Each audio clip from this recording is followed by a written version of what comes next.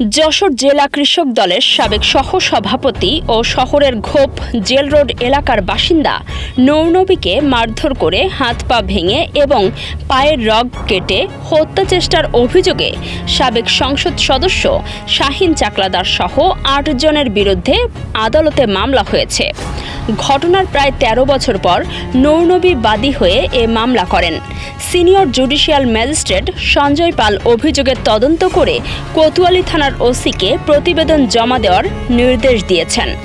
মামলার আসামিরা হলেন সাবেক এমপি শাহিন চাকলাদার, সাবেক উপজেলা চেয়ারম্যান তহিদুর রহমান ওরফে ফন্টু চাকলাদার, সাবেক পৌর মেয়র রেন্টু চাকলাদার, শফি ওরফে পাইফ শফি, কালাম, রুবেল ও রিন্টু।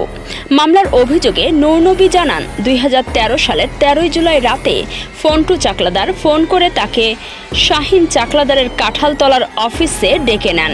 সেখানে পৌঁছালে কয়েকজন অস্ত্রের মুখে তাকে মোটরসাইকেল থেকে নামিয়ে মারধর করেন এবং পরে তার মোটরসাইকেলে আগুন ধরিয়ে দেন বলে অভিযোগ করেন তিনি। অভিযোগে আরও বলা হয়, পরে তাকে একটি ইজি বাইকে করে কাজীপাড়া আমতলা রোডের নির্জন স্থানে নিয়ে গিয়ে ধারালো অস্ত্র দিয়ে আঘাত করা হয়। এ সময় তার পায়ের রগ কেটে দেওয়া, চোখ, পেট ও পিঠে ছুরিকাঘাত এবং লোহার পাইপ দিয়ে মারধর করা হয় বলে মামলায় উল্লেখ করা হয়েছে। এতে তার ২ হাত ও ডান পায়ের হাড় ভেঙে যায়।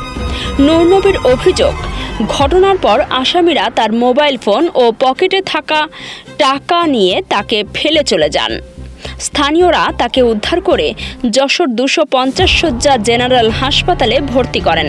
পরে উন্নত চিকিৎসার জন্য তাকে ঢাকা মেডিকেল কলেজ হাসপাতালে পাঠানো হয়। তিনি আরও জানান, আসামিদের ভয় ও প্রভাবের কারণে এতদিন মামলা করতে পারেননি। বর্তমান পরিস্থিতিতে আদালতে এ মামলা করেছেন। কাজী সাইমা, রাতদিন নিউজ। ক্ষুধা লেগেছে? আর চিন্তা কেন, যশোর শহরের দড়াটানা মোড়েই তো রয়েছে new Bhairab hotel and restaurant.